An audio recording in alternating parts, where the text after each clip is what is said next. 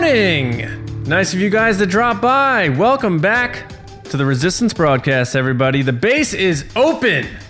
My name's John Hoey. Thank you so much for joining us today. This is our Thursday show. It is our discussion show, and I know a lot of times we like to keep it light and have a good time here on TRB, but sometimes we also like to have some serious discussions, and that is today. We are going to get into a discussion on the roles of fathers in the path to the dark side. So we're going to get into that a bit later. So before we do that, let's bring in the crew as always. James Bainey, Lacey Gillerin. Guys, how are you? How you been? How you doing? Are you ready for a dark discussion today about fathers and the dark side? Yeah. I'm trying to top last Thursday. All right. Like, yes, I am. That's it. Also, you just saw live. I just moved my monitor. I'm going to do a test episode. I won't be looking down. I'll be looking a little more up. That's good to test that out right now. I knew from the moment you were about to go to James, he had this weird look on his face that he was trying to think of what to fly with. Mm-hmm. Anyway. Well, he's not our hype man for nothing, folks. So, how you guys? Yes. You guys doing good? Feeling good? Yeah, great. Have you guys bought your Disney Plus subscriptions yet? No, I keep forgetting. I do too. I have the code. I gotta search through my email to find it because I get so much spam email. It's probably way down my list. So do you have to pay it all at once, or do you pay just per month? No, I think you are getting a really good deal. I assume we're all in the D23 deal, right? Right. Which was 30% off of the 3 year. Which is the deal. Yeah, it's the best one I've seen so far. So I think that what it is, I mean, I know because I've done it, but you just pay for all 3 years, one purchase, the money's gone, but we're not gonna bother you again for 3 years. Oh, see, that's the thing that bothers me. I wish they were just after tax or something. I wish I just signed up for 3 years, but they would charge me whatever the $3 every month. No. It's you just straight pay $150 and okay, cool, thanks. Enjoy it for 3 years. We'll see you then. Yep. And then it will be $1 million. Right. But that was the thing. I thought everybody's like, this is going to go up. And I'm like, well, if it is going to go up, I don't have to worry about it going up for at least 3 years. So I was like, this is a good deal. Even if you locked in the regular price for 3 years, but this is cheap on top of that. That's when the Benioff and Weiss first movie is going to come out. Yeah, I kind of thought that too. You know, it was 2022. I was like, this is around Celebration and stuff. So, yeah. They're going to have new deals. The other thing is they sent me cards too that said $20 off of a 2-year subscription and $40 off of a 3-year subscription. So they're out there. They're trying to do this deal of getting you locked in for 2 or 3 years, regardless of you being a D23 member. That's the best deal I've seen so far, but they're out there. So try to, try to get one of those bundle year bundles. I was really dialed into the chatter about the Netherlands free preview that apparently is showcasing a lot more content than they initially said they're going to have. Yeah. I saw some old school Disney movies on there. Does that mean we're getting that? Or is that just oh, really? Yeah. Did you not see me tweeting about this earlier? A little bit. I saw you tweeted a box with a couple letters on it or something. Oh, yeah, that was it. Yep. No. This was the thing is I started seeing some of the stuff come out and people were like, oh, we're getting this and oh, we're getting this. And I was like, I don't think that's right. And then I started looking and someone, there's someone, I can't think of his name right now, but Gio, he did some artwork for Resistance Broadcast back in the day. I follow him on Twitter. But he actually had this video that was sent to him, and it was 2 minutes long, and it was somebody scrubbing through, showing a bunch of movies and content and stuff. And I was like, there's a lot of stuff on this that I know we're not getting, a ton of Marvel movies, a lot of Disney animated classic stuff. And I was like, I don't remember seeing any of that stuff on the list. And then there was, it had Last Jedi, and it also had Resistance. And I was like, I know we're not getting these movies, so something's up. And I said, hey, where did you, I thought we were only getting like 4 Marvel movies. And he was like, I heard it from Disney Insider or something. And then, or Disney Plus Insider, or some account like that. And then later they confirmed that I was correct on that. That they were like, yes, the Netherlands is part of Europe and they have totally different distribution, situation. So they're going to be getting different content. It's not that the United States isn't getting it, but they're getting some properties earlier. We're getting some properties earlier. All right. So it's kind of whatever. So just don't pay attention to what you're seeing. Just go with what has been reported in the past. Right. Yeah. So Cool. there you go. Makes sense. All right. Well, Dropping the facts.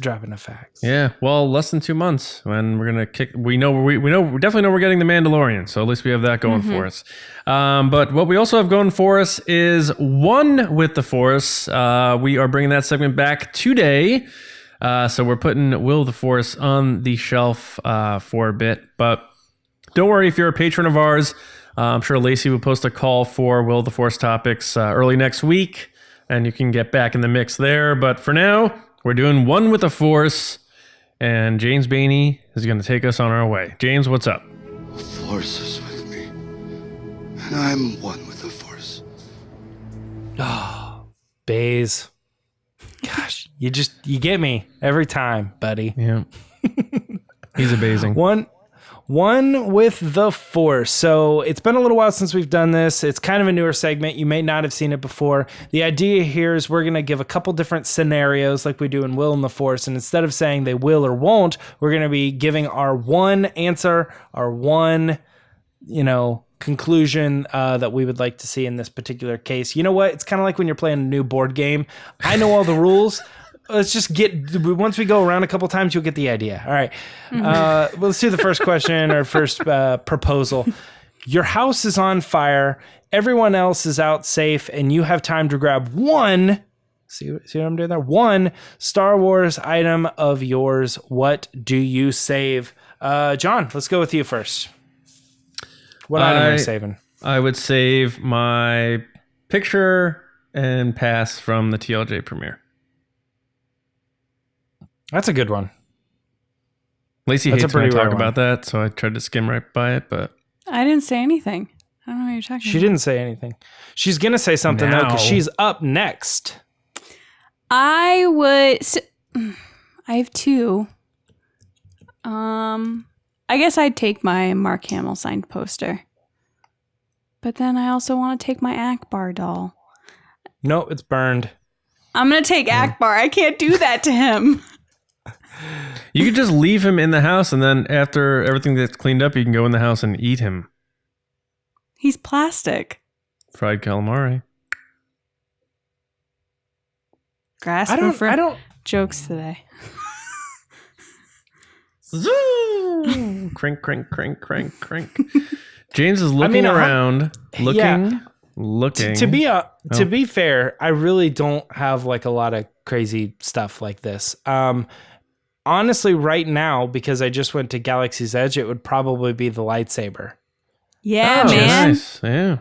I would say mostly because like it's kind of one of those things like when I was thinking about buying that thing, it was that circle of like, okay, I should buy a lightsaber because that's what you do. And then you look at it and you're like, there's not a lot of options. It's not very customizable. Maybe I should look in this other place. And then I was like, wait a minute. How did I get here? I don't want to buy a $200 lightsaber. The reason I want to buy a $200 lightsaber is because it was part of the experience and it's what you do when you go to this world. And I wanted to be able to like talk about that kind of stuff and just know it. So I think that with that particular item, it was a lot of money. I could spend a lot of money on other stuff, but in my case, it was kind of a lot of money for something, and there's kind of an experience tied to it, whereas all my other stuff is like comics and James, I have bad news. Black Series. You took too long. You took too long to explain that. You died in the fire. Oh, I know.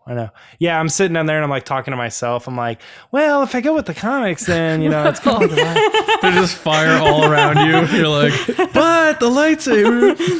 And then I just All right, well, want the let's say- experience, and I'm not sure. yeah. Oh, looks like the door's getting hot. All right. Let's say you lost a tattoo bet and you had to get one tattoo of something from Star Wars. What would you put on your body? Lacey, this one's come back to you first. What tattoo are you getting? This is a tough one because I've been debating getting a tattoo for years because I don't have any. And I always go back to like, oh, I have it on my body for the rest of my life. I kind of want to like go down the side of my wrist with like a lightsaber. Okay. I think that's what I would do. What color? Yeah. The blue one. Blue? Oh, Yeah. wait. So you're talking Anakin's, Like Luke's, Luke's. Rey's? Yeah. All right. Okay. Interesting. Any words Nope. that run along it? All right. Nope. John, what do you think? What's your one tattoo? I don't know, man. That's so tough. Because I would like to. Do you maybe have get... tattoos? No. Oh. Do any of us have tattoos? No. Can your voice go higher than that? Your Daisy Ridley impression is getting really good. I never thought about it like that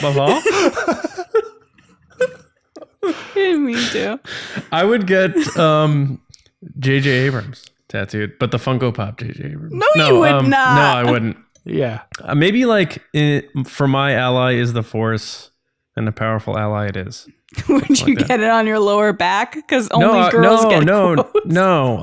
I would get it like Post Malone and just get it all over my face. Just like. I actually hate neck tattoos. I think that's my least favorite. Anytime place. I see someone with a neck tattoo, if it's a dude, I'm like, I'm not messing with that guy. Like that he's gonna do something to me.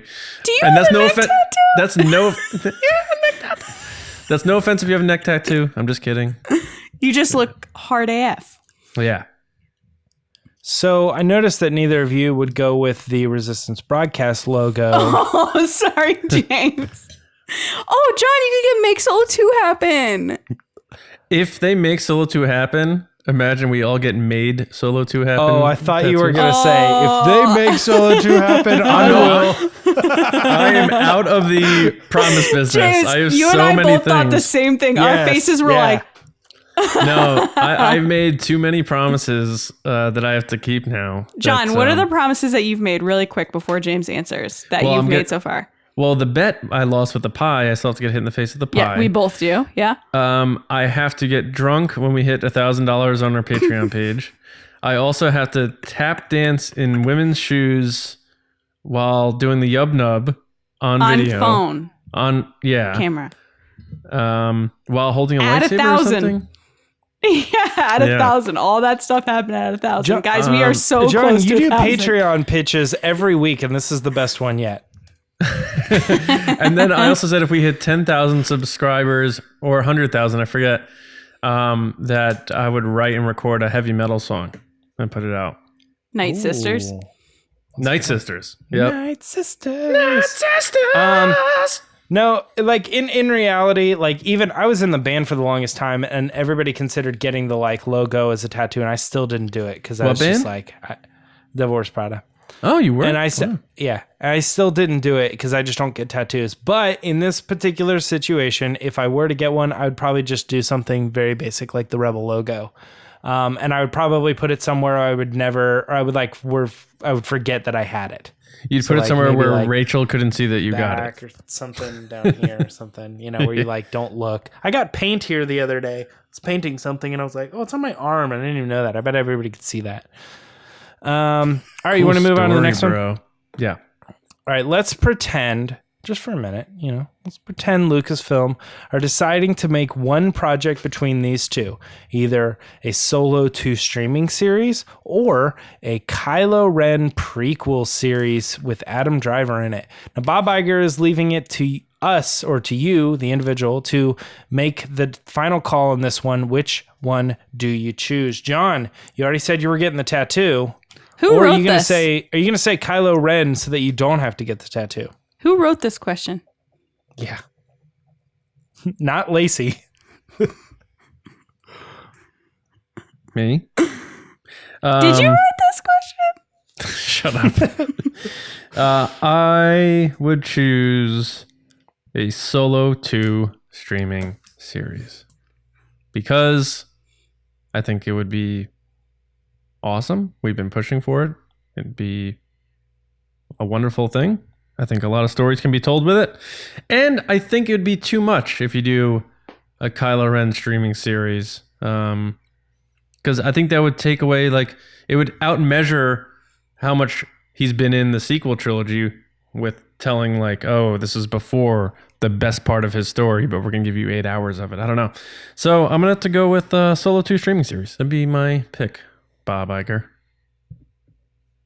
Lacey, what do you think? I'd pick a Solo 2 streaming series. Whoa! I did not expect that. I know you didn't expect that, but The answer surprised me. I'm fully on board with Solo 2. I love that movie. I watch it all the time. I'm fully involved with our campaign, and I would sacrifice the choice of having Kylo Ren as a series for Solo 2. Nice. I stand by my campaigns. It is tough because I think the James Kylo is Ren gonna- prequel series is really cool, but I think the actual caveat to why I'm not picking it and I am going with Make Solo 2 is because you said with Adam Driver, and I feel like then all of a sudden Adam's like, dang it. Like James No, like he picked wanted to do it. Assuming he wanted to do it? Yeah, I think that's I what don't the know. question Well, is. okay, Is like well, he'd do it. I can say something against that too, which is like I think that the story I would hope to be told would be even like I don't know. I just don't want to. I don't want to see it. Nah, not too. There you, Okay. That there interested. you go. All right. Yeah. I Okay. don't get me wrong. I want to see it. I just think I would rather see the Solo stuff because I think the idea was to make this like a tough choice. Like, you know, which For one me, do you it is. pick? Yeah. No, I mean for all of us. You don't think me and John want to see a Kylo Ren prequel series? I would love to see that.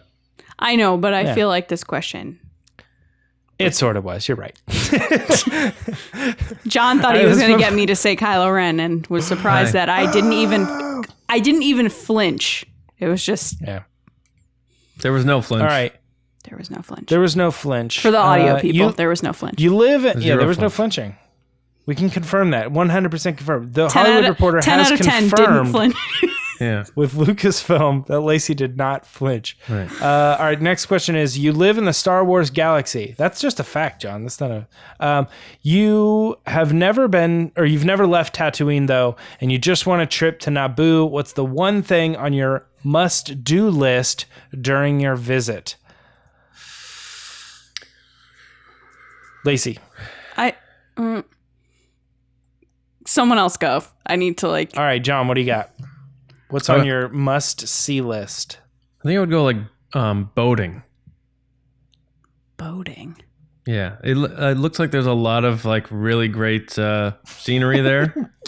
And I would go boating across their whatever their canals are and that sort of thing.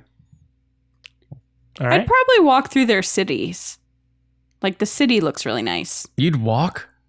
Yeah, walk That around. sounds exhausting. Why? Sightseeing. She would have C-3PO carry the bags or whatever, or R2 carry the bags. Oh, I didn't know we could add that to it. Okay. Oh, are we allowed to go to like the lake country? You can add R2, then R2's going boating with me. Oh, Boating. Yeah. he's just holding down the boat. No, he's Hey, my you run cooler. on electricity, I pop him right? open and Yeah, you'll be grab fine. my beers. How much do you weigh? Like 1,000 pounds? Yeah, that's fine. Put you in the boat. John's like shallow Hal. Like the boat's like sitting like this. Oh, R2's yeah. on one side. Yeah. John's on the other. I love that. I'd probably go on the under the sea expedition to the ancient Gungan city. Oh, wow. That would be very cool, I think. Watch out for jacked fish. Yeah, that's true. Well, no, they didn't have to. That was on the way to the center. They went through the planet. The planet core. Which makes no sense whatsoever. To get to I'm just gonna Naboo. throw that out there Gungans too. aren't very welcoming to outsiders, though, so you better be careful, James. Well, this is after everything's been fixed. Oh, is it? Yeah. Oh, so the globe, we're post shiny globe? Yeah. We're post. They went to Spencer Gifts. They got the globe, the electric globe. We're past all that. It's like Daisy Ridley singing this song. I never sung that song before. Yeah, but that's what I would do. I'd go to the Gungan city, and all you really need is the little thing so you can breathe underwater. It's a hidden city. And you got to swim in your robes, which is the hardest thing a Jedi has ever had to do. Right. All right, last question. We ready?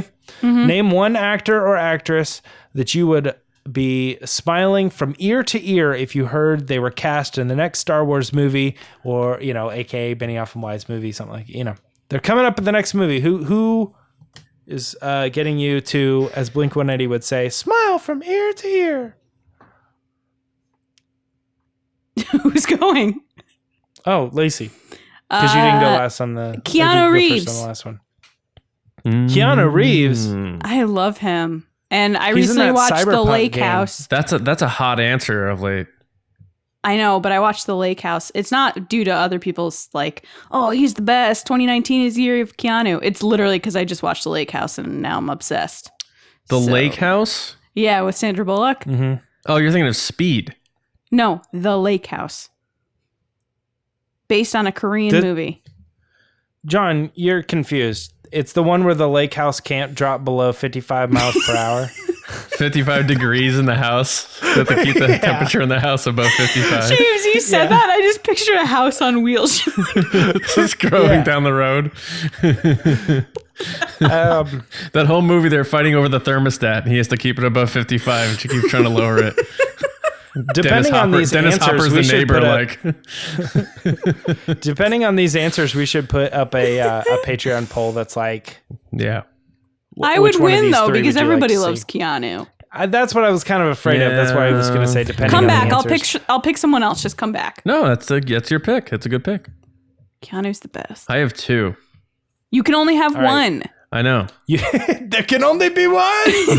It's one with the Force, not two with the Force. You made me pick one item, so okay. So one person. James, what's yours?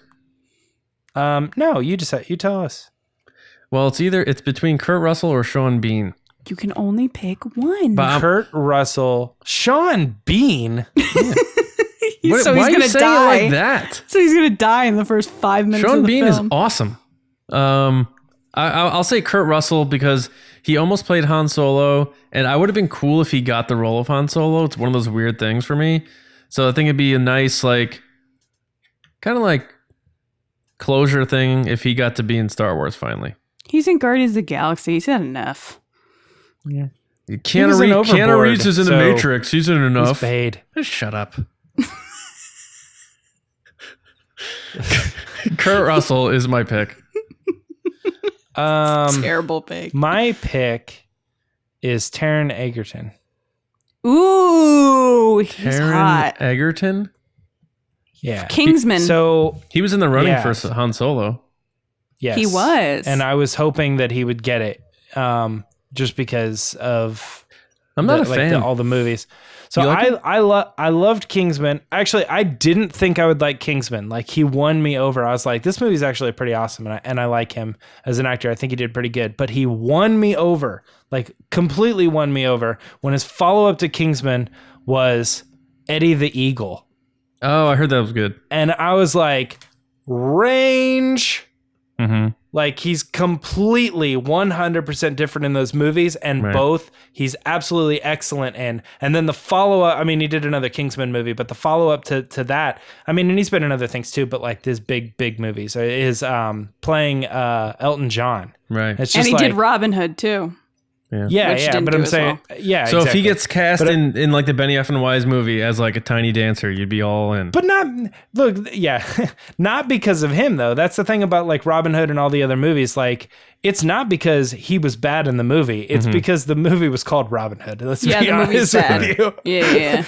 It doesn't matter how good the movie is. If it's called Robin Hood, people are going to be like, really? It would be cool. And then just not go. See Kylo and the Knights of Ren versus Benny and the Jets.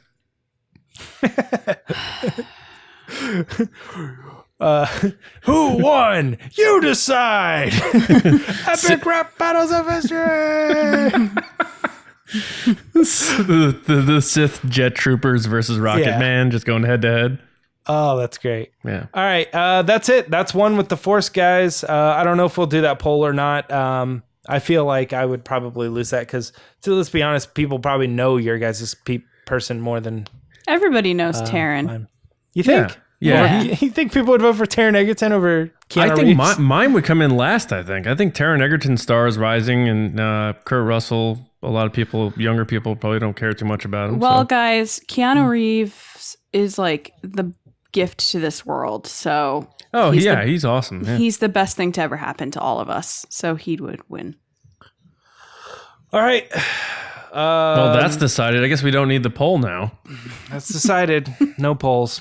All right. He's changed my life. Who does this now? Yeah, I think Lacey. But so Lacey Lacey, does I'm going this, to send right? it over to you so you can introduce the Patreon Podrace. Ooh, Yeah. Lord. So, hey guys, now we're going to do the Patreon pod race. So we have a Patreon page, which is a way that you guys can support us outside of just listening, which we love that you're listening right now.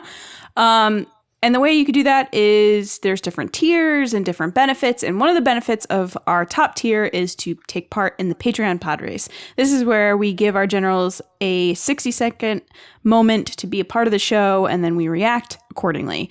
So this week we have Andrew, and his question was actually our first question in One with the Force was inspired by Andrew. And that is because we asked him, as an avid Star Wars collector, what is the single favorite item in his collection?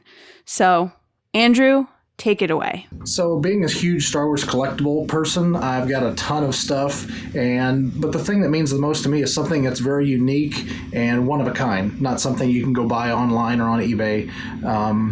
It's this photo I got with Mark Hamill at Star Wars Celebration in 2017. The first celebration I ever went to, and jumped at the chance as soon as I saw he was going to have photo opportunities. Met him on Friday of Celebration. It was an incredible experience. First time I've ever met somebody who was on TV or in the movies, and to be able to meet your childhood hero up close and in person like that was just an awesome experience. And then it was even more surreal when The Last Jedi came out later that year. So this photo here that I got is the best thing in my collection. If the house burnt down, it's the first thing I'm taking with me because you can't get another one. So everything else you can replace, but this is the one that's the most special to me. Thanks, guys. May the Force be with you. Andrew, that was awesome. I agree, but I'm going to let John talk first. Go ahead, John.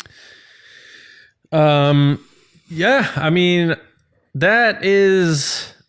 it's one of those things where you can't buy it, like you say. I mean, you can buy an autograph of Mark Hamill, but this isn't the same. You met him. You got to meet and shake the hand of one of your heroes, and I think that's so awesome. And we probably got to chit chat with him a little bit, and just having the photo and that memento there, and it looked like he was wearing that ugly sweater that he's known for. So I think that's really cool. I think that's so cool, Andrew. I mean, a lot of people may say, "Oh, this thing that's worth $5,000 that I bought at one of." No. What you got there, that's something that you can cherish, share with family members and friends in the future, all down the line, all the way until you're an old man in a rocking chair. Say, I met Luke Skywalker and here's proof. So I think that's such a great answer. And Andrew, more importantly, thanks so much for being, honestly, one of the nicest Star Wars fans I've had a chance to meet. I know that I say this every time you do the Podrace, but I look forward to hanging out with you again at Celebration next year. And thanks so much for the support. You are the man. Thanks, Andrew.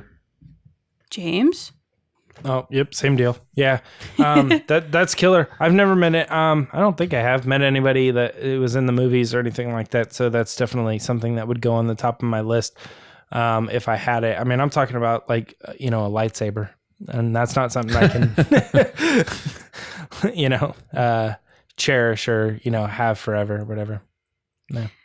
Yeah, I mean, my pick was that first. And honestly, if there was a fire, that's probably what I would grab. I jokingly said my Akbar, but I probably would grab that because, like you, Mark Hamill and Luke Skywalker have been my hero like my whole life. So it was definitely a surreal moment to meet him in an airport after the Last Jedi panel, like in an airport where he signed my Last Jedi poster. And I was like super pumped about it. I just remember like immediately starting to sweat afterwards. I don't know. Let me know how you reacted after. But yeah, great job. Real quick though, too. Yeah. Don't try to grab your Star Wars memorabilia or merchandise ever if your house is on fire. Just leave. Just leave. Just get out. Be safe. Yeah. It's not. That's true. Not good. I just want to throw that out there. Meanwhile, James is like, I don't know about the comics. And yeah, I know. I'm like, oh my gosh, man. I mean, I got this stuffed Kylo Ren that was given to me for free by a friend because I like Star Wars. Yeah.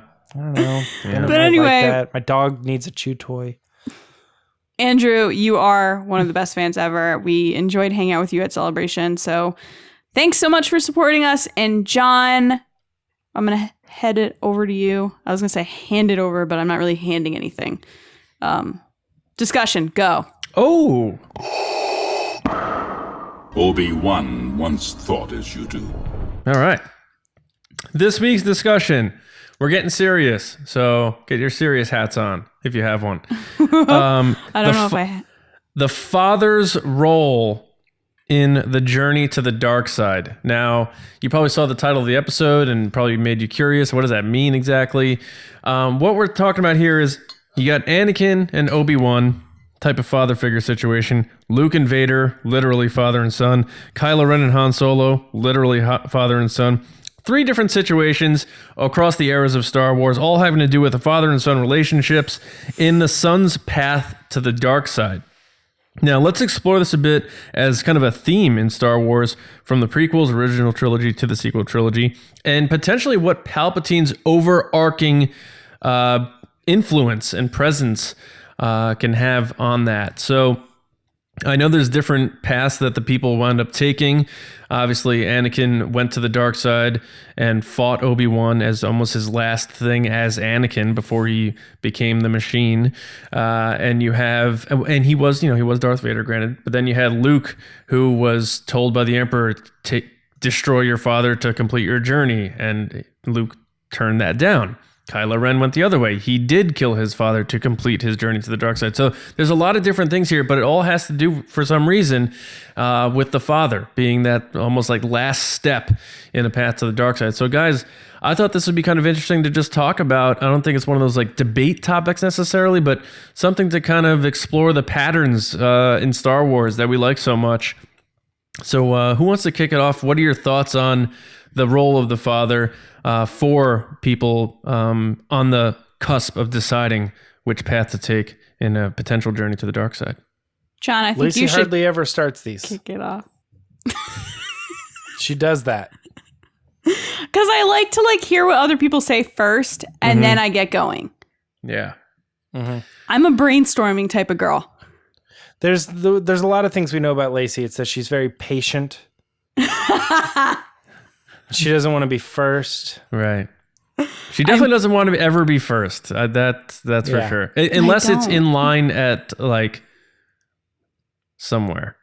Like you don't like waiting Unless in line. it's at a panel Yeah. for Star Wars, then I want to be first. Right. All right. So I'll stoke the flame quickly here by just saying, I think it's clearly one of those things that has to do with the coming of age aspect. A lot of times there are, sons who have issues with their fathers, and it's a very relatable thing for a lot of people. I think the Anakin and Obi-Wan thing is a little fuzzier because he didn't complete the task, but he still was full bad. But he still turned against him. And so that's still tangible to me. The Luke thing to me is very interesting because of the Emperor. He kind of said, destroy your father to complete your journey to the dark side. And that parallels Kylo Ren's thing to me, which brings up to me now what may be made clear in episode 9. And we talked about on Monday with the Snoke comic. Snoke told Kylo to essentially destroy his parents in that vision in the cave, and he couldn't bring himself to do it. Now, was Palpatine talking to Kylo Ren through the Vader mask? Was he the one showing him the darkness when he was getting the call to the light? And is that what drove him to take the final step to kill Han Solo? Was that Palpatine? Because that would make a lot of sense, because there was Palpatine telling Luke to do the same thing, and Luke threw away his lightsaber while Kylo Ren ignited his through his father. So I like that parallel there. Sometimes we reach for parallels. I like the Luke and Kylo Ren parallel there. So I'm going to start there under the assumption, and that's just speculation, that this is Palpatine talking to Kylo Ren through that mask. I don't want to harp just on that, but Palpatine clearly has a presence over all of these situations, in my opinion. Yeah, I could see that. I think the father-son thing is obviously a huge theme in Star Wars. Is oh yeah, the father, is the bad guy, and nobody has a dad apparently. And then in the sequel trilogy, I would say not even in Star Wars, just in anything. Oh yeah, of course. Yeah, of course. I'm just talking specifically in Star Wars. And then in the sequel trilogy, the interesting thing about Kylo Ren is that he did have a dad that's appeared to love him, maybe not be the best dad, but he was trying. So it seems like it's just history repeating itself over and over and over again with dads. But then you have someone like Leia who didn't go to the dark side and didn't go the wrong way. And she didn't necessarily have a dad, but then she also had Bail Organa. Whereas Anakin didn't. And so are you saying that Anakin would be, like Obi-Wan would be Anakin's dad? Yes. Yeah. I don't know if I agree with that. I see Obi-Wan as more of a big brother. Well, Anakin told him that. He said, you're like a father to me. Don't say that, Obi-Wan. Like, he thought of him as... Obi-Wan considered them like brothers, but Anakin literally said, you're the closest thing I have to a father. I can't imagine anything happening to you. Well, okay. When I toured with this band, and I'm a religious person, right? But I toured with this band, and this band said something to me that will always stick with me, which was he stood on stage and he told everybody that says, no, I'm sorry. I said it will always stick with me, and I'm like misplacing it. But he says he was talking to other band members and stuff, and he was saying that that you being in a band are oftentimes more of a father to these kids than their real fathers. And that intense. To me, it is, but it's very true about like life and how you have somebody that you're looking to for guidance and how to live correctly in the world, in many different ways, spiritually, morally, and all these different things. And I think that the way that the whole Jedi Order is set up, where it doesn't matter how like chummy you are, or how brotherly you are with your Padawan, that Padawan is your student, or it's your apprentice, however you want to put it. They're looking up to you to learn how to be an adult, to be a Jedi, to be a master, to be a better person. Right. And so I have no doubt in my mind that whether or not they specifically say it, the role of Obi-Wan to the character of Anakin is a father figure. 100%. Yeah. But I got that at work too. I mentioned this discussion and somebody said, I wouldn't really say that. They said the same thing as you with the brotherly. I get where that's coming from. I would just say like, I don't know. Like I said it all. Well, yeah. You hear Anakin call Obi-Wan, You're the closest thing I've had to a father, right? And then you hear Obi-Wan tell Anakin, you are my brother. Because it's almost like when you're the father figure, sometimes you don't feel worthy enough to call yourself someone's father. So he saw Anakin as a brother, as a peer, maybe because he respected his powers and he felt more on level with him. Whereas Anakin was always searching for that because he never had a father. Yeah. In I don't want to Obi-Wan, be Bennett's father. I want to be Bennett's best bud. Yeah. You know what I mean? Yeah, right. We're friends. We hang out. We sit on the couch and watch Star Wars. Yeah. Yeah. It's interesting to me that it works in all three trilogies. Now we don't know how this is going to end. Obviously, I mean, obviously we know Han Solo's dead, so that's one thing. But what the end for Kylo Ren is? So obviously we know what the end was for Anakin, so to speak. He became Vader. Eventually, he killed his father in Obi-Wan. So that chapter kind of closed there, and then obviously he went through his redemption, so to speak. Luke threw away the darkness, and then who knows what happens with Kylo Ren. But so Lacey, when you look at this, so let's say this unfinished business here, obviously redemption's on the table with Kylo Ren. Do you think Palpatine's playing a role in this? Am I off on that? What's your take with all that? I'm trying to remember in the Force Awakens novelization if there were voices talking to Kylo when he killed Han or not. I feel like I remember there's some quote or something about he hears something in the back of his head, or he hears someone telling him to kill Han Solo, and that ultimately makes him do it on top of other things. But yes, I 100% think that's what it was. I don't think it was Snoke telling him, and that then plays into the whole Rey thing, which is the next scene where someone's telling Rey to kill Kylo Ren. Like, it could be the same person, right? Which I think is Palpatine. I don't think it's Snoke, especially now that Snoke's dead. I don't think Snoke was playing into that moment. Yeah, no, absolutely. I think Palpatine definitely played into that moment. It's just hard for me to have these conversations about father-son relationships because I'm very close with my dad.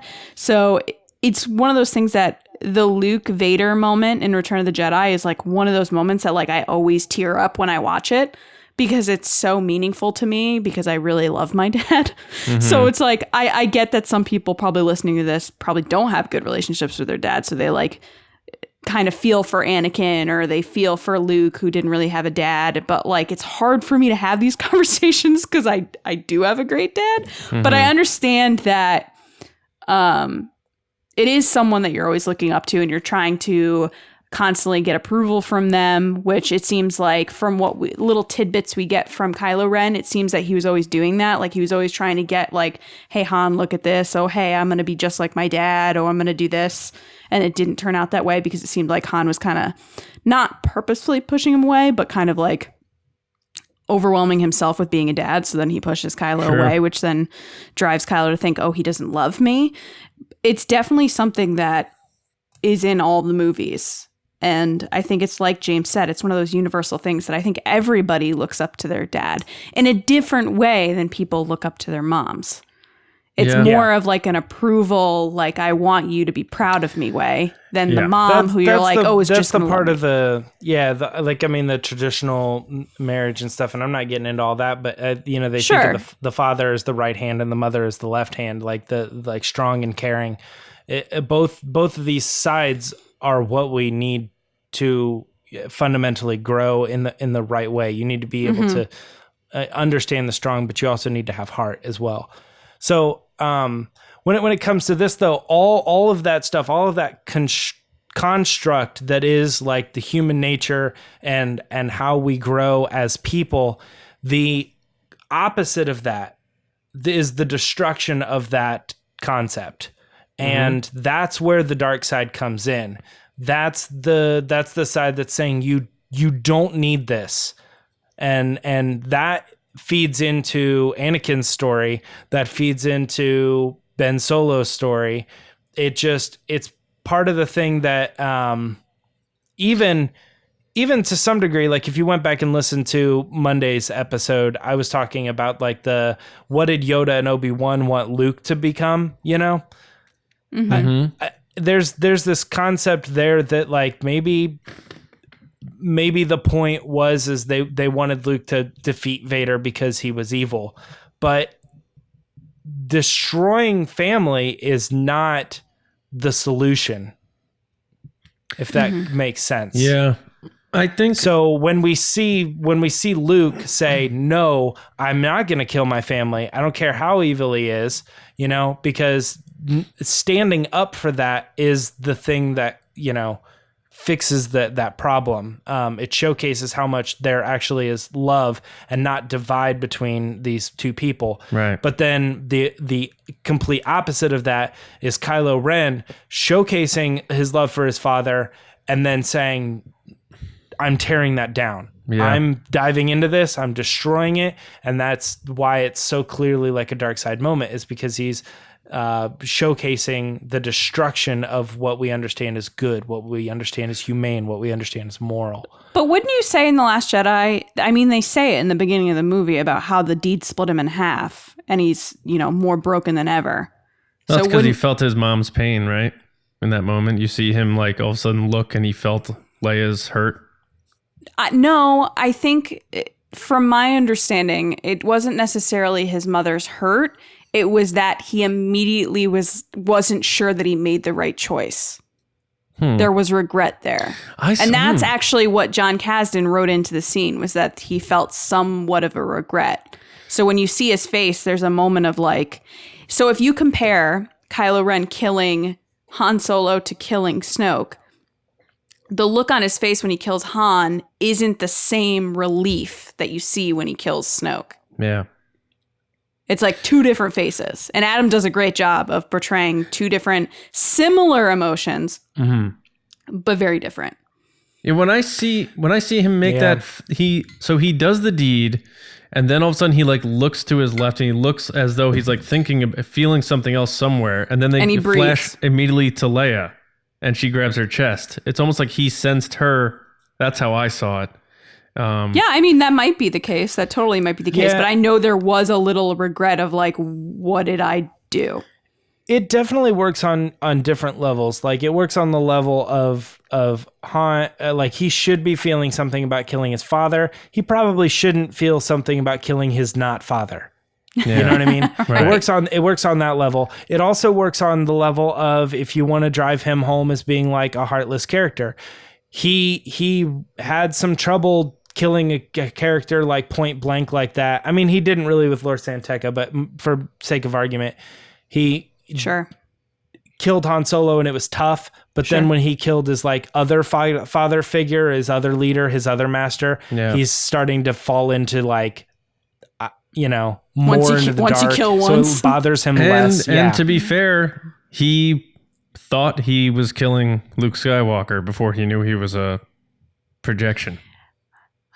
See, but Luke is a different scenario, though. That's another father figure for him, though, without a doubt. Absolutely. Yeah, who betrayed him. In his eyes, but yeah, you're still killing the father. But then also, like, I want to go back to Luke real quick with the Vader thing. Because he chops Vader's hand off, and they focus on Vader's mechanical robot arm. And Luke looks at his own mechanical hand, and he's like, I don't want to become what's laying on the ground right here, because I know my father isn't this and didn't, like, if he had to choose again, he wouldn't become this, and this is what I will become if I kill him. And that's so powerful. And then Luke's like, no, like, I'm done. Whereas, and then you look at Kylo Ren, he's like, I need to prove to my new father figure that I can be this dark, Lord or whatever you want to call it, he wants me to be. I'll prove it to him. And he kills Han Solo, and he keeps taking these steps to like prove that he is this badass that he wants to be. He wants to be validated as this like dark, powerful entity, like person. That seems to be like his driving thing. He wants to be respected as the most powerful, evil prince in the galaxy. Like, yes, I get that, but in killing his dad, it's pretty clear that it didn't do what it was supposed to do. Oh, I agree 100%. Yeah, absolutely. I'm not, and because people are probably annoyed while listening, I am not defending him killing Han Solo. No. Trust me, it crushed me just as much as everybody else. But I'm saying that in killing Han Solo, he didn't ultimately be like, yes, I am now completely 100% on the dark side. Right. Sorry, that's I not was how laughing because I was like, believe me, it crushed me when I read it on my phone before I went into the movie to see it. Oh, because that what happened to you? No, it's what you did. Oh, I didn't know. That was a complete surprise to me in the theater. Oh, was it? What? Yeah. I thought you knew every detail about The Force Awakens. Not Force Awakens, no. So the funny thing is, at the time I was working with Lucasfilm and someone had known that he was going to die. And then they didn't tell me because I was like, who's going to die? And he was like, I'm not going to tell you because nobody dies. Like he said something weird. Yeah. I thought that the shot of her crying over the leather jacket, I assumed in my head, like, that's definitely Han Solo because Harrison Ford wants to die. When it happened in the theater was silent and I gasped so loud and went, no. And then everybody just started laughing because I did that. See, when I saw him walk out onto the handrail-less catwalk, I'm like, this is the scene that he's going to die here. Like, I was not. You're She's saying smarter than before me. the movie. Huh? She's saying before the movie. She's She's saying when the scene happened, everyone was like, oh my God, I can't believe you No, just. I was like, oh my Yeah. God. I also was thought like- that Luke was going to grab the lightsaber at the end. And it was I Rey. knew Harrison Ford was coming in to go out. So in my head anyway, and I guess that's what happened. But anyway, back to this whole thing. I'm very curious to see how it rounds out in terms of Palpatine now that he's back. Like if we find out that he was indeed the one speaking to him through the mask, man, does that add so much weight to Palpatine's influence on this whole thing. Like Palpatine loves doing this. It's clear. He had Anakin do it. He had Luke almost do it, but Luke didn't bite. And now he's trying again with another Skywalker. And it's just like so evil. And the more I think about prequel trilogy, original trilogy, sequel trilogy, the more it makes sense that it would be Palpatine telling him to kill his father. And not Because he Snoke. was preyed on when he was in Leia's belly. Right. By Snoke though, right? They're saying, or they didn't They say don't who. know. It was just dark energy. And then it's not canon anymore, but in the Plagueis novel, they say that when he was a teenager, Palpatine killed his father. Right. And he killed his brother too, I think, or something like that. So, yeah, so this actually, not that, that's canon anymore or whatever, but that also kind of goes back to the point that I was making too, where like evil is the destruction of that construct. Yeah, you know what I mean? right. We know that Palpatine is evil because he does something like, kills his parents off for power, or kills his master off for power. And like Hux? That type of, what? Like Hux, or not necessarily Hux because he had someone do it for him. No, for sure. Well, I mean, yeah, but it's still, I think it's just still as easy if you're like, get rid of him. You know what I mean? That's like Yeah. Scar didn't try to kill Simba. He told the hyenas to kill him, Yeah, It's like kind of a thing. But, How about Han but I was killing also- Beckett? Say what? Oh, yeah, Han killing Beckett. He took his Yeah. step not to darkness, but to outlawness. right. I mean, it's not just for these Force users. It's not just the Skywalkers. Star Wars is littered with it. But Yeah. You mean like Kira killing Dryden? Well, it's not a father. yeah, that's like your. we your don't want to get captor. into That's like every a example, Snoke. but Yeah. Now what? But, James, what about Plagueis himself and Palpatine? That's what I said. I said he killed his father and then he also killed his master. Okay. Plagueis. Yeah. So is that where it started though? You know what I'm saying? Like because that's the only canon thing we know that Palpatine killed Plagueis. Is that what started this thing that Well, he carried over to the Skywalkers? I was thinking about this recently and I was like,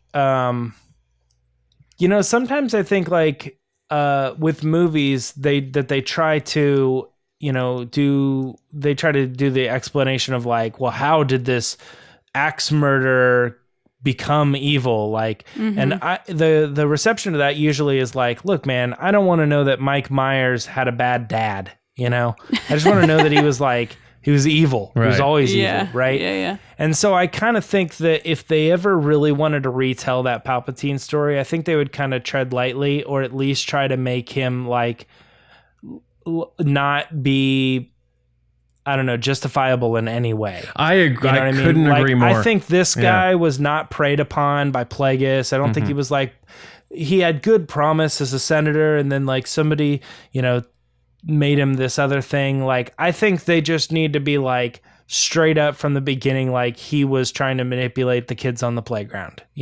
He killed his childhood best friend. And no one ever found out about it. He's but just he was a like, bad cool, guy. I got away with it. Yeah. And I love that. Yes. It felt good. Well, to that's get what rid of them. that's what we said, that Palpatine is the villain. Well, I said that the villain we kind of like keep bringing back because he isn't the one where you could see his point of view or feel bad for him. He is the evil. Like, He just sucks. where Kylo Ren, you could be like, they are hammering home that he was neglected and abandoned, and And all he this still stuff. cares, and he's complicated. Or Invader, obviously. Well, that's Anakin, and he's still there, and his son believes in him. But Palpatine is just like, that is a bad dude. Like, though, straight up. Like, to be fair, John, I think they still are hammering home that Kylo Ren's the villain, though. oh, I do too.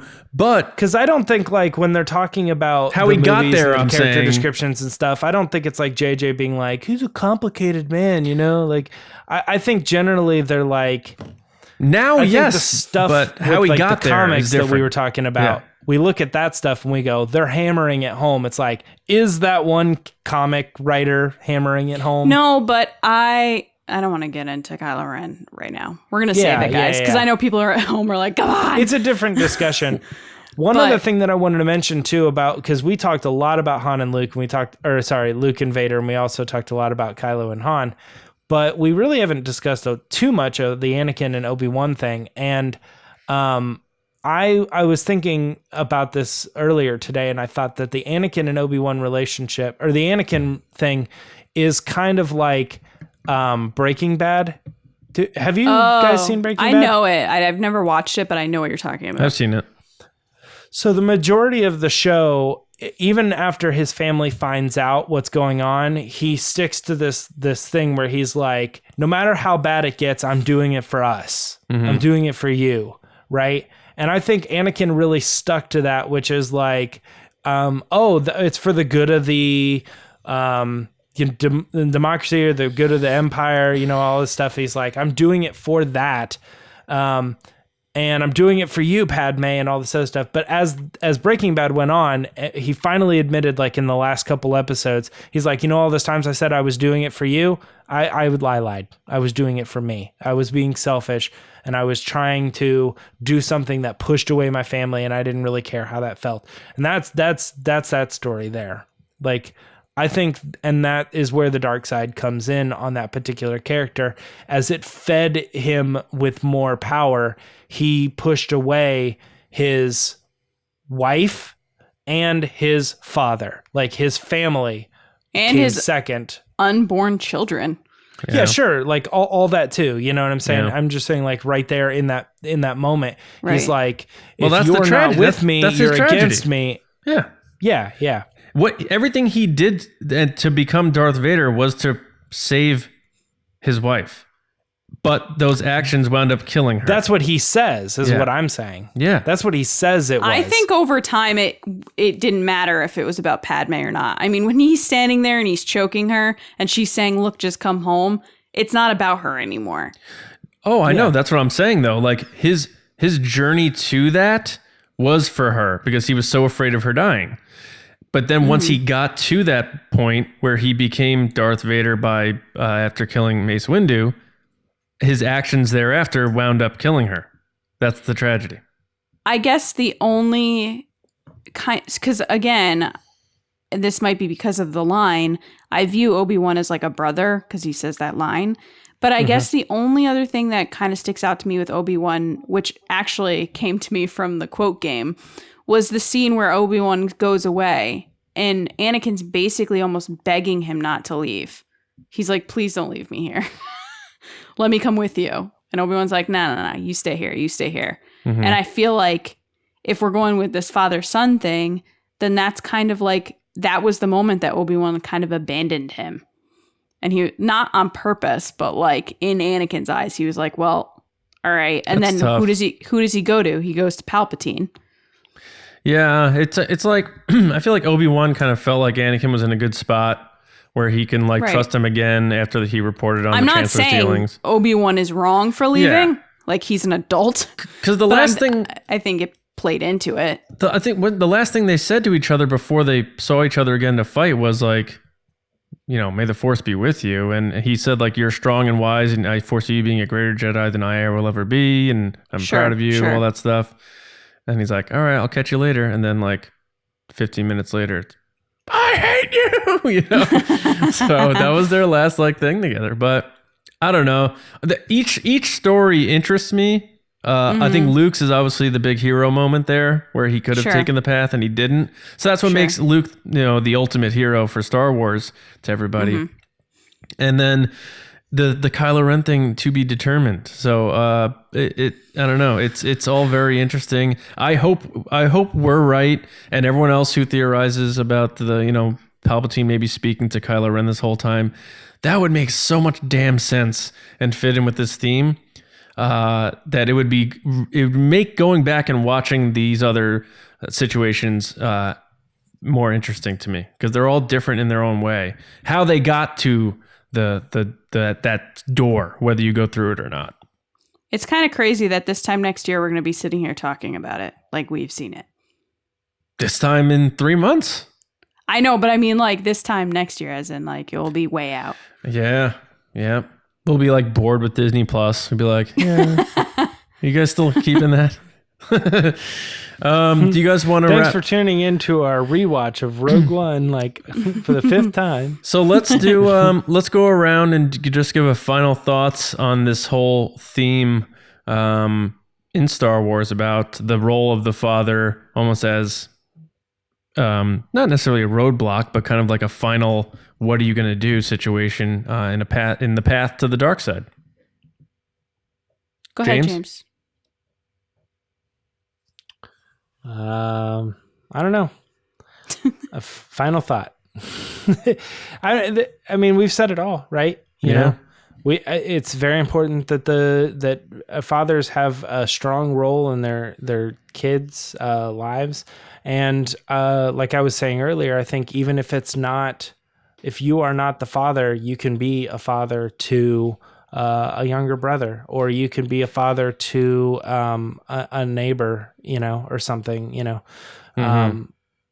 or anybody that's dealing with something, you know. They call that, you know, what do they call it, like big brothers or whatever? Yeah. I mean, that, you know, I think that whole thing just spans from even if, like Lacey, what you were saying, like they look at each other like brothers, like there's no way that Obi-Wan isn't the big brother, you know, and I want to be just like him. I went and saw a movie recently where, you know, a character, I won't say what the movie is, but maybe I'm spoiling it right there, but if somebody pays attention.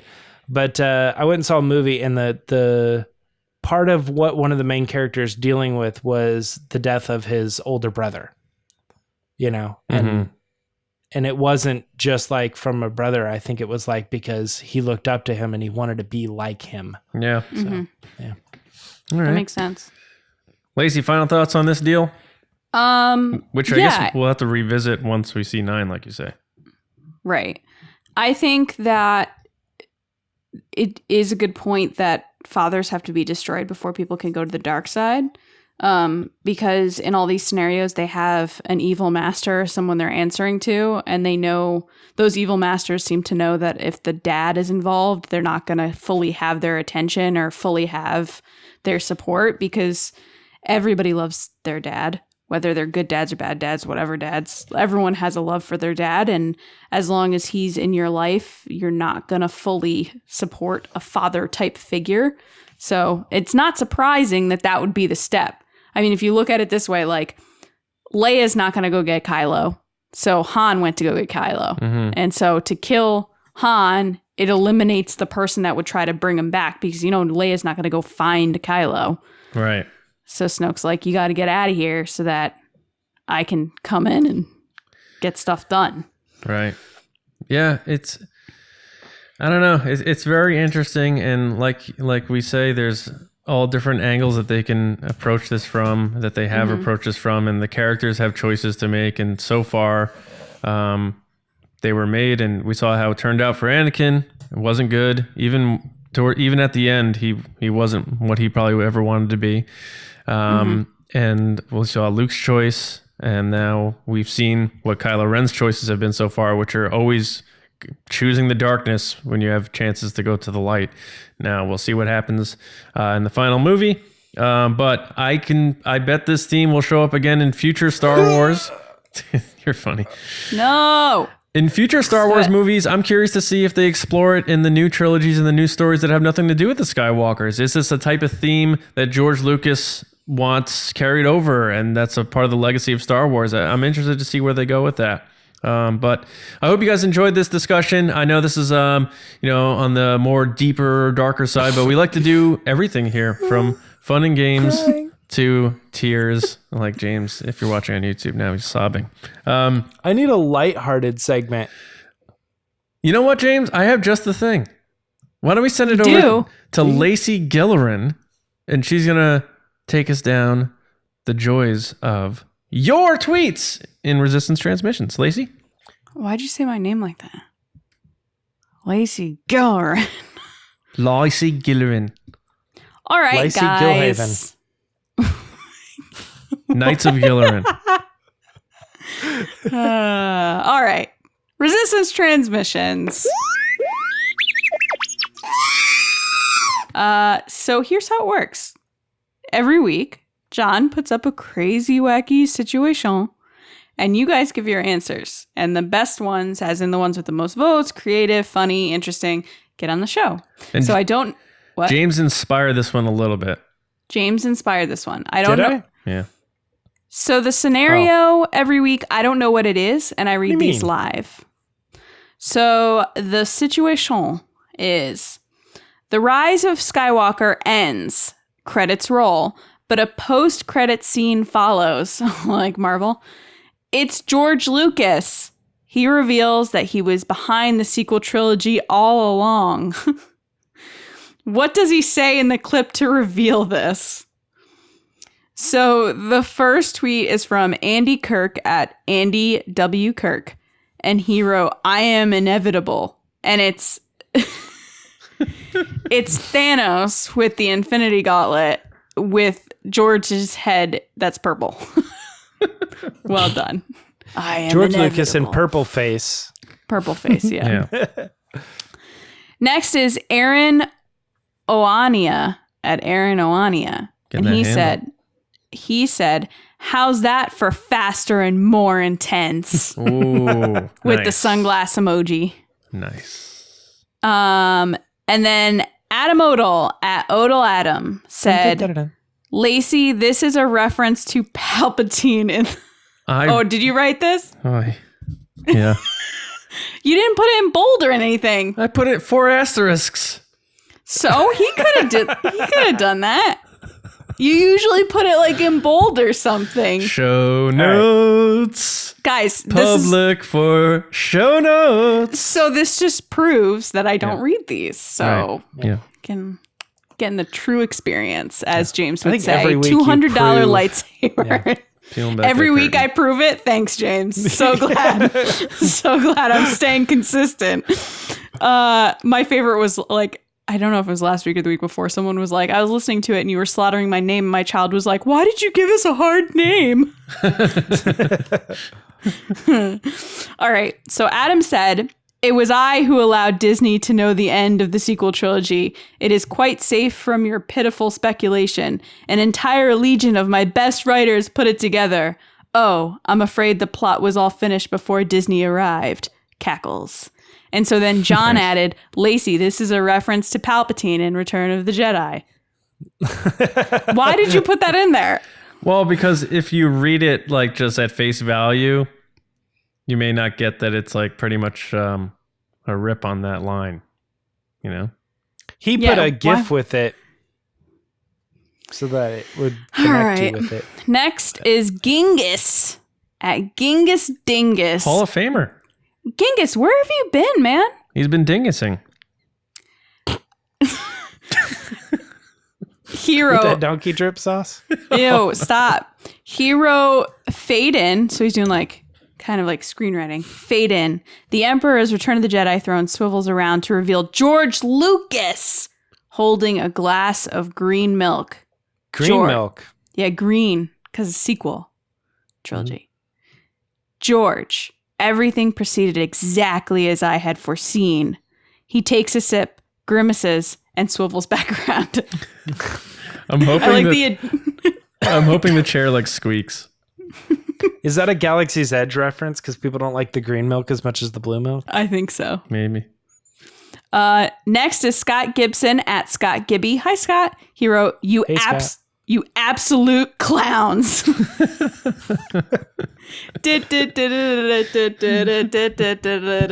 George Lucas is mean in Scott's head, huh? So audio people, by the way, I was putting on like clown makeup with like the diamonds on my eyes and lipstick. Well, audio people, Lacey's actually wearing full clown makeup right now. I am full clown. I'm a clown all the time, 24/7 clown. Next is Todd DeGrossier at Todd Knows Best, but it's nose as in like nose, like your nose. Got it. Nose. He wrote, parenthesis, George appears on screen wearing something other than flannel. What universe is this? George says, it is I, George Lucas. You probably didn't recognize me because of the non-flannel. I thought that was pretty good. I like how some of these two don't explain at all that the sequel trilogy was under his control. Right. It's just George. Like being imagine George. that scenario James, where he Todd's- turns around and he's like, Todd's- probably didn't recognize me because of the non-flannel. And then it just ends and everybody's like, what was that? What's that? Todd's reminded me of a Norm Macdonald. Yeah. Yeah. Then is Adventure Blur at ADV Blur _gamer. Ooh, you're a gamer? What do you play? He or she wrote, there is always a bigger fish. That's such a good line for George to say. Next is at me and my Padawan and wrote, how do you like dem apples? Lacey won't get that reference. No. Is it from Jaws? Yes, it is. Yeah. You got it. Someone You won't- make gifs you and won't get memes it. immediately, please. Got it. Mash both of them up, please. Is it not Jaws? No. What's no, it it's from? Indiana Jones. Yeah. When does he say that? The second one, the one you didn't see. No. Oh, it's, I didn't watch it. No. Guys, I watched Yeah. Indiana Jones, but I watched 1, 3, and 4. it's Good Will Yeah. Hunting. I say that all the time, though. How do you like dem apples? Yeah, it's not. Yeah, it didn't. It's not original to that movie, but I mean, I wouldn't be surprised. There's tons of stuff I say that, like, I say it and then I figure out it's from something, and I'm like, oh. Yeah. Anyway, back to the task at hand. Jason M. at Jason Mitz wrote, quote, plus, burps into flannel sleeve. I know the Colonel's secret recipe, and it's 10 herbs and 12 spices. What? And then smiles awkwardly, barfs a little. I think John is broken. yeah, I don't know. I think this might be from Jaws. I thought, because I read this and I pictured it like George actually saying it and just like coughing into his like flannel and then like burping up a little, like barfing up a little. I just thought that was so funny. What does this have to do with KFC? Yeah, it is absolutely nothing. Just the fact that he's like, and it's 10 herbs and 12 spices. This is one of my favorite Resistance transmissions in months. I thought that was so funny. Ah, clearly you did that high-pitched giggle that you do. Adam at the Atom Bomb 90 wrote, I am the sequels. That's really good too. That is Yeah. good. Guys, thank you. Thank you so much for your transmissions. If you want to be on the show, make sure to follow us on Twitter at RBATSWNN. Every week, John puts up some crazy scenario that no one can think of. And then you guys give your answers. The most interesting. No one can think of. Just so It's so much disrespect. woo. Anyway, back to you, John. Lacey's gonna start coming up with all the topics, guys. So get ready. Yeah, what if And Jar they're Jar was all on a gonna subway? be amazing. No one could think of that. It's gonna be like, so Kylo Ren goes grocery shopping. Literally nobody could think of that. Yeah.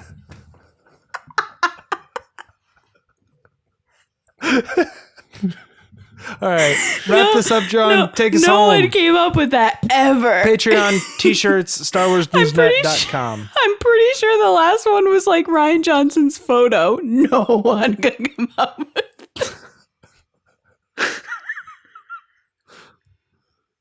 Well, guys. Yep. What are you waiting for? Go. What are you waiting? I'm just waiting for you to stop being a clown. Thank Thank you guys so much for watching and listening. We appreciate it. We love you guys. Keep spreading the word of TRB because you're the reason why we grow. I say that every week, but it's true and it means a lot. So if you have fellow Star Wars fans, show them our podcast because believe it or not, a lot of people don't know Star Wars podcasts are out there. So we appreciate that. Make sure you are subscribed to us yourself on either YouTube or SoundCloud, Spotify, Apple Podcasts, anywhere you find podcasts. I'm sure we're there. If we're not, let us know and we'll get on there. Make sure you also head to StarWarsNewsNet.com every day for all of your latest Star Wars news, reviews, editorials, information, and more. If you aren't sick of us yet, you want more content, or if you simply just want to support what we're doing, head to patreon.com/resistance broadcast. That is our Patreon page where we post new content pretty much every day. We have 5 tiers starting at $2 a month. As Lacey was saying before, as each tier goes up, you get more benefits and access and content and that sort of thing. And our generals, as you saw with Andrew earlier, you get to get a minute spot on the podcast as well. But check it out. Again, starts at $2 a month just to support us and get page access. And then let us know what tier fits for you and sign on up. And we appreciate that. And speaking of appreciating things, our generals on the Patreon page, thank you guys so much. That is Carmelo, Brian Shalito, Andrew Staley, who you just saw before, Neil Lowry, Jeremy Myers, Neil Shaw, David Probus, and Val Trichkoff. Thank you, Generals, so much. We appreciate it. If you guys want some of our swag, James Bainey is modeling one right now. If you're watching on YouTube, that's our logo. You can get that and our Make Solo 2 Happen shirts, all different designs, most of them designed by James, at tpublic.com/user/resistance broadcast. They have sales all the time. So wait for a sale. Get yourself some stickers, mugs, shirts, all that stuff. We appreciate that. And be our walking billboards. I'm just kidding. Just enjoy our swag. Or pay full price. Or pay. T-Public will appreciate that. Or pay for it. T-Public takes home like 99% of everything anyway. You guys can find me on Twitter at Johnny Hoey and over at Star Wars Newsnet. James, how about you, man? You can find me by putting in the username @MeyerTrunks onto Twitter, Instagram, and howdoyoulike.demapples.com/Matt Damon. 3 A's, 3 O's. Matt Damon is so good. He's gonna be in Star Wars one day, I bet. Lacey, how about you? Yeah. People can find me being a clown on Twitter and Instagram at Lacey Gillerin. Being a clown. Nice. Can you change your name to Lacey Gillerin as a clown on Twitter? Nope. Just imagine she was like, okay. All right, guys. Sure. We hope you enjoy your weekends. We will be back on Monday morning, where we may have a giveaway announcement. And if you know your dates and you're familiar with what we do on this podcast, you may have an idea what we have planned. And if you're a patron, you probably already know. That's what we do around here. That's the fun we have. But we hope you have a fun weekend. And of course, we'll see you Monday morning with another episode right here on the Resistance broadcast. We'll see you around, kids.